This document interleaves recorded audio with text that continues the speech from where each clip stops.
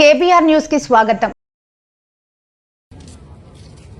Yeleru reservoir పైన కురిసినటువంటి వర్షాల వల్ల క్యాచ్మెంట్ ఏరియాలో చాలా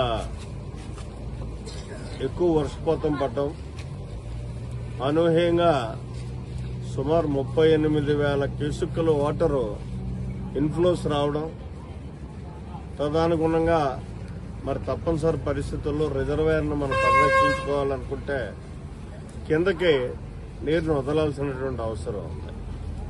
ప్రస్తుతం అయితే ఇవాళకి ఈ టైంలో 18,000 క్యూసెక్కులు నీరు కిందకు వదలడం జరుగుతుంది.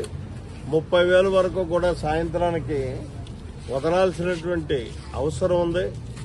ఆ 30,000 వదిలినట్టయితే పల్ల ప్రాంతాలన్నీ కూడా ఏవైతే మన ఏలేరు పరివాహక ప్రాంతం ఉన్నాయో, విలేజెస్ ఉన్నాయో, ఆ విలేజెస్ అన్ని కూడా ఇబ్బంది అయ్యేటటువంటి పరిస్థితి ఉంటుంది. అందుకోసం ఈ ఏలేరు పరివాహక ప్రాంతంలో ఉన్నటువంటి గ్రామాల్లో ఉన్నటువంటి వారంతా పల్ల ప్రాంతాల్లో ఉన్నవాళ్లు బయటకు వచ్చేయాలని చెప్పేసి విజ్ఞప్తి చేస్తున్నాం.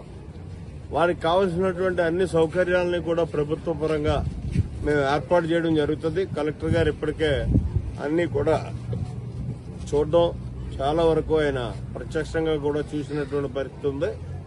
అలాగే మేము కూడా పర్యవేక్షిస్తున్నాం.